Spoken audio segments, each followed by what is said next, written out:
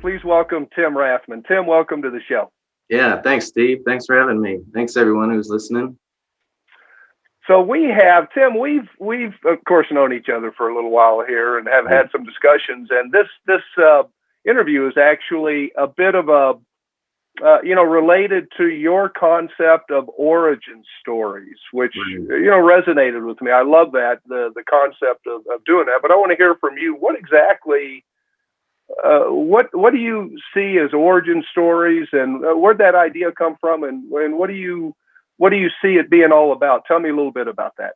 My brain, can only handle so much technical stuff. When actually, I want to learn about other people.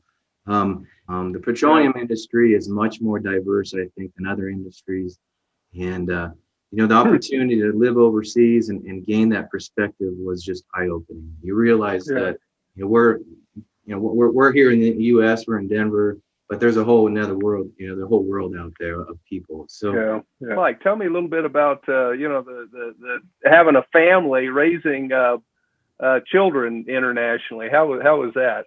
Yeah, so I just have one son. He's 13 now, but he was born in Denver here in 2007. And when I first went overseas, I got the opportunity to go to Australia. And he was born in October 2007, and we went overseas in October of 2008.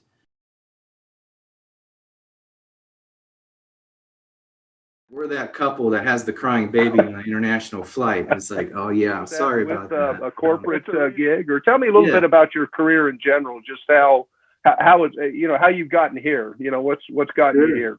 Yeah, no, I guess kind of go back. I'm originally from California. Born in Santa Barbara. I got my geology degree from UC Santa Barbara in 2000, and was able to intern with a local oil company out there. That's no longer around. But then in 2008, things were booming. My son was just born. I was kind of looking for a change. I've always been fascinated by international, and so I was fortunate. A recruiter picked me up, and a recruiter I'd been talking to another one in Australia. A number of interviews. We actually flew over there for a physical interview, and then they flew us back. Wow. That was a big round trip. In about 4 days, we flew 14 hours. I had an interview, and then we flew back with a job offer. So that was amazing. Wow. They paid for the flights. They paid our accommodation. It was based in Adelaide, South Australia, and then kind of after 2 years of Adelaide, I got transferred to a company and was working in Brisbane in Eastern Australia. And that was fantastic. And then the company I was working with, my 4-year visa was expiring. And the way it works there is either you apply to become a permanent resident, or then you kind of ship out and move on. And there was a kind of a tax structure that we had to ponder on, and so it didn't make sense to stay there. But I got the opportunity that the company I was working for transferred me to the corporate office in outside London. So we actually filled out the paperwork, and we had to surrender all of our passports in the mail to the Philippines for about 2.5 weeks. And that was kind of scary because we were just basically put. We had no documentation. Our passports were surrendered, but then it came back 3 weeks later. We were ecstatic, and then we got everything associated with flights and relocation companies, and gotcha. And then got scooped up and traveled the long way. From Adelaide to Brisbane to London. Okay. And then so then fast forward. So then London to Denver or California? California? Okay. Yeah, so after being in London for about 15 months, we realized that we need to be back closer to family, and family was back in California. So I joined Occidental Petroleum in Long Beach. Okay. So another choice location, very, very lucky on these locations, and was back in California doing Long Beach geosteering horizontal wells, back doing the California thing. Up until about 2016, where I was then let go. And that's where I kind of became a consultant. I worked for regulatory for a little while. Okay. And then 2017, I came back to Denver. Okay. Okay. So 2017 is when you landed back in Denver. Back in Denver, yeah. And I was working for another outfit that I thought would be a long run, but due to various scenarios, again, laid off unexpectedly in October 2018. And that was the Okay. third time in my career. And it's a Wow. blow. You see so many people out there don't have jobs. This is their first time getting laid off. Yeah. And it's part of the industry, but also my goal is, is to try to give back, try to tell my story, how we work with you and how we mentor others and get through it. How do we pivot? How do You we, bet. and becoming a consultant has sort of forced me into doing that. Well, and one of the things we've talked about inspiration. I think you may have mentioned it earlier, or alluded to it, and you're a guy that wants to inspire. You inspire people. You want to inspire people, and I'm curious who do you model? I mean, who was it in your life, I mean, outside oil and gas and or inside oil and gas? Who are the people that come to mind when you think of inspiration? I mean, who inspired you? Yeah, no, that's a good question. I guess, and let's sort of think about it. I guess there's both professional and personal. I think I've always just sort of looked up at up at my dad. My dad, he's a PhD mechanical engineering. He was a professor, for his entire career. So he was big on academic, and I have two older brothers, and so he raised, and so my parents raised all three of us. My mom had to deal with three boys growing up, and but he was always, positive. He was always really curious about people, about science, and really supportive. He had a wide range of interest, and so Wow. he was a great family guy. Really. Well, and look at you, look at you. I just read off just a couple of things I plucked from your LinkedIn page, and right. more that I know about you. We haven't gotten into 2N Media and some of the other we will. Yeah. But so you got laid off in 2018. Yes. So and what I mean, you mentioned a little bit about the pain, or it's just a blow. I think you called it a blow. And let's talk. I know there's a lot of people, as you know, also out there, that have in that same state. What's that been like? What's it been like the last couple of years as you've kind of maneuvered through here, the minefield, kind of the mental minefield, of course, as well as just trying to figure out a pathway to go. And I know you've done several things. I'm curious where you're at today, but what's that journey kind of been like since 2018? Yeah, no, I appreciate it. It's been challenging. I think emotionally, a bit of financial, because of there's a big financial hit. I think I wasn't expecting it. I had been through it before and know the industry, so we'd sort of prepared for it. But when it came to the shock, it was basically I took Monday off to spend with my family, and I came in Tuesday morning and just ready to start the week again. I just moved offices. We just created a new asset team, so I was transferred to a new team. I moved offices. Week before, I packed it up, moved offices, set it back up, ready to go. And I come in, and my supervisor basically, hey, can I talk to you in a conference room? Oh, okay, sure, no problem.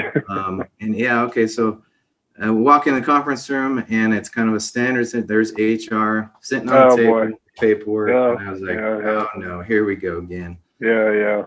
And it was a blow because I couldn't quite get the information about why. Why was this happening? What's the greater picture? Did I post something on LinkedIn?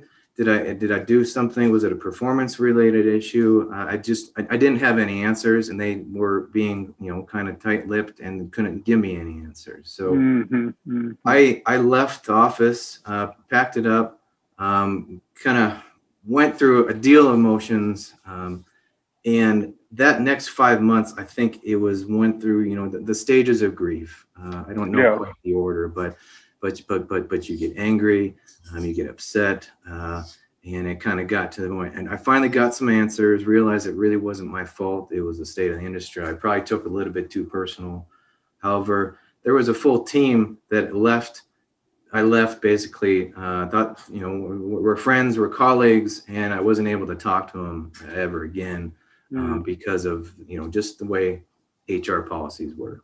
Wow. So it was really a challenge because trying to come up with what are we going to do financially. We just moved back to Denver, thinking, okay, no problem. I'll just walk across the street, get another geology job. And of course, I'm a little bit more experienced, and then the industry, just started to collapse. But I was frustrated. I was upset. I was angry. And it took a while to sort of get over that and, acceptance. But what helped me was to get out there, continue on, step up, take over as presidents of DIPS, continue networking, continue learning about people, learn about the industry, and then helping the, kind of the younger, less experienced people go through, kind of knowledge, help knowledge sharing. But I had my consulting firm sort of set up. I was very fortunate to meet up with a former colleague that he had a little bit of work for me. And it was all about networking. I've never tried to burn any bridges. I've always tried to keep positive and keep in touch with former mentors and those who have saved me. And I got into sort of a little bit of the personal influences and person who inspire me, but the professional, my former mentors, my former bosses, I kept in touch with them, and they actually came back around, and because I kept in touch with them both personally and professionally, and they were able to kind of give me a little bit of work and kind of keep us afloat. So I think one message here is just for those who are going through the same thing that I went through, and you're going through tough times, just keep networking. And tell your story, because people want, you see a resume, you see the academics, but you don't know who the person is. Yeah, exactly. And that was kind of I think that's probably part of your, your mission with the concept of origin stories, and kind of what inspired me with this too. It's right. The stories. I realized this morning that I need to come up with a name for whatever this is, and I don't want to steal origin stories. That's perfect, but it's the stories of the faces behind. I mean that. Too often, social media, we see this facade, we see, whatever people want to project, and it's hard to project sometimes the more difficult parts of the story, and yet those are the parts of the story that really impact life. It's not necessarily just the facade we keep up. I mean, it's all the stuff that's going on inside, and you and I have talked a lot about that, I know, in the past, and so that's part of, just for people to understand. I think that to hear your story and realize, wow, I relate to that, and somehow in that there is a piece of I don't want to say comfort. That sounds a little too not exactly right, but there's just something in knowing that.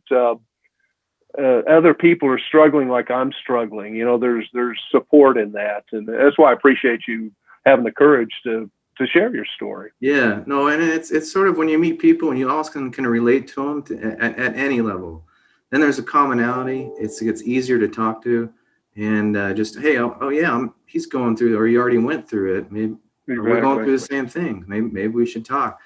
And with the pandemic, it's kind of forced people not to talk in person. And make people who are afraid to be, taken a picture of and yet be on a video and live video. That's something that you need to overcome as well. You had a couple of questions here, and we'll end with these. I think these would be fun little questions. Just one of them was, if you could go back in time, who would you want to meet and get to know? That's a good one. I think I'd always, if there was just one person, I'd want to go back and meet Leonardo da Vinci. Woo! He was sort of a master of lots of things. Oh, he was diverse. He had his, he had interest in so many different private and public and academic aspects of it. Philosophical. His mind must have been, just going nonstop. And I've read that he only slept 20 minutes at a time. So that's impressive. And then, the Denver Museum of Science, they just recently had an exhibit on it, and I didn't realize that he created war machines for the private sector way back when, that were just as intense engineering that were kind of brutal, using horses to just you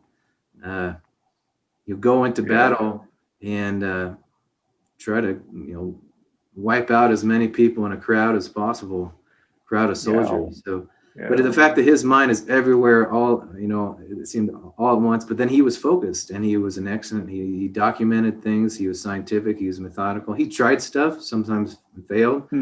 He went into a sector of building war machines that was probably now is considered, man, that guy created some pretty gnarly weapons. That's incredible. Yeah, I had no idea. But he would probably be my number one. That's a good one. That's a good one. That's a good one. Okay, and let's end with, what's your favorite movie? I gotta go back. I'm a Shawshank Redemption guy. Always have been. It's a good story. Andy Dufresne. He's got a passion in geology. They talk about pressure and time, and he's just very patient, and he uses the system, very educated. But that's always my go-to movie. Is I'm a big fan of Shawshank Redemption, and where he retires on the beach, down in Mexico. The Zihuatanejo place that he talks about is not really like is not the real Zihuatanejo, but no, I'm a big fan of Shawshank Redemption. That's a good one. Yeah, that's a good one. That's a good one. So what, and I guess I did have one other question. I'm just curious about the chickens. Let's talk a little bit. I mentioned the chickens. How did that start? How did you get into chickens? Where'd that come from? Yeah, so we live in the city. We live in Denver here, and just about 3 miles southeast of downtown. And we've been always talking about it, just doing something extracurricular with my son. And when the pandemic and when COVID arrived and we all got shut in, or kind of quarantine, it was sort of motivated that, and we're like, hey, let's see if we can go get some chickens. We have space in our backyard. Realize that in Denver you are allowed 8 hens and two dwarf goats on the same permit for $25 a year. Like, wow, we can have 8 chickens. So as sort of I bought a book, and we went down to the local farm store, and it was March, and so it was chick season. So we went down there with my wife and son, and we're like, hey, let's check this out. Our neighbor had raised chickens, so she gave a little bit of tips. So we came home. We raised them for 3 months in the basement, in the bathtub, and allowed them to brood for a while. And then we built them a coop outside and a run. And now we have 8 hens. I share some stories in my 2N Media movies, but it was all because of COVID, quarantine. We needed something else to do. We wanted animals, and it's turned out really well. We get 5 eggs a day, and we bought 8 of them because the book said you should typically buy about 25% more, because sometimes they pass away. Some became roosters. All 8 of our hens, and they're quite spoiled. They yell at me, yell at us if they're not being let out, and we've had good luck with them. So stay tuned, everybody, for more pictures and videos of the chickens. That's great. It's great fun. They all have their own personalities. They all have names. And, that's just right. Yeah. I think that's fantastic. How about the cold? We have this cold day, some snow. Anything you need to do to warm up the chickens, or there is a little bit of precaution we take. The coop they have is pretty warm. I mean, chickens have been around for thousands and thousands of years. So I think they're related to the dinosaurs to some extent, right? So they're pretty hardy. And I do have a heater in them, which they don't need until it gets down below 15 for a period of time, a few days. But right now, I think they don't go out in the snow. They just kind of tuck in. But yeah, it's not really a concern. It's drier here. We're not worried about predators in the city. There was a couple hawks around. The neighborhood cats don't seem to bother, and so we're lucky there. But in these cold winter climates, colder days, they seem to be doing pretty well. I have a dog bowl that's heated. That's where they water, so the water doesn't freeze. So sure. But But they do good as long as you are knowledgeable on them and keep them fed. And you haven't lost any though. They've all stayed healthy, and you're 8 for 8. 8 for 8. Yeah, first go. That's a success story. I like sharing success stories, and that's a personal one on That's a good one out there. That's a good one. Well, listen, Tim, I really enjoyed it. I appreciate you taking the time to do this. I know you've got a lot going on, a lot on your plate, and I appreciate that. So no, thank you. Yeah, good luck with everything. We look forward to 2N Media, more posting on 2N Media, and right, and following along with your chickens. Yeah, sounds good, Steve.